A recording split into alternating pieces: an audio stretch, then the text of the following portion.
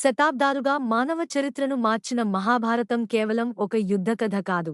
అది ధర్మం, కర్మ, ప్రేమ, ద్వేషం మరియు త్యాగాల సమ్మేళనం. ప్రతి ఘట్టం మనల్ని జీవిత సత్యాలను అవగాహన చేసుకునేలా చేస్తుంది. ఇది శాంతనుడి మరియు గంగాదేవి కథతో మొదలవుతుంది. దేవవ్రతుడి జననంతో భవిష్యత్తులో భీష్ముడిగా ప్రసిద్ధుడవడమే కాకుండా అతని వ్రతం మహాభారతం కథకు ఆధారస్తంభంగా మారింది. భీష్ముడి త్యాగాల ప్రభావం రాజ్యాలను మారుస్తూ పాంచాల రాజ్యంలోని ద్రౌపదీ స్వయంవరానికి దారితీసింది. భీష్ముడి త్యాగం కారణంగా ఏర్పడిన పరిణామాలు పాండవుల జీవితంలో కీలకమైన పాత్రను పోషించాయి. ద్రౌపదీ స్వయంవరంలో కౌరవులు మరియు పాండవుల మధ్య శత్రుత్వానికి పునాది పడింది. అర్జునుడు ద్రౌపదిని గెలుచుకున్నాడు. ద్రౌపది పాండవుల జీవితంలో అడుగుపెట్టడం మహాభారతం కథలో కీలక మలుపు.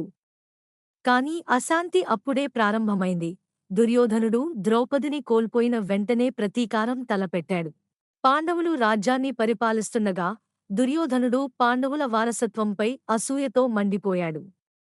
తన మామ శకుని సహాయంతో పాచికల ఆటలో యుధిష్ఠిరుని మోసగించాడు. పాండవులు తమ రాజ్యంతో పాటు ద్రౌపదిని కూడా కోల్పోయారు. ఇది క్షమించరాని అవమానానికి దారితీసింది.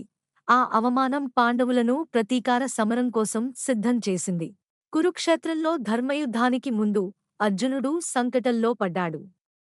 అప్పుడే కృష్ణుడు తన విశ్వరూపాన్ని చూపాడు. కురుక్షేత్ర యుద్ధంలో పాల్గొనే ముందు అర్జునుడు స్నేహితులు, బంధువులను ఎదుర్కోవడంపై అయోమయంతో చలించిపోయాడు. కృష్ణుడు తన విశ్వరూపాన్ని చూపించి ధర్మం గురించి ఆయనకు జ్ఞానం ఇచ్చాడు. తద్వారా యుద్ధానికి ప్రేరణను అందించాడు. కృష్ణుని బోధనలు మాత్రమే కాకుండా అర్జునుడి కుమారుడు అభిమన్యుడి ధైర్యం కూడా పాండవులకు దార్శనికంగా మారింది. అతని త్యాగం పాండవుల విజయానికి ప్రేరణ ఇచ్చింది.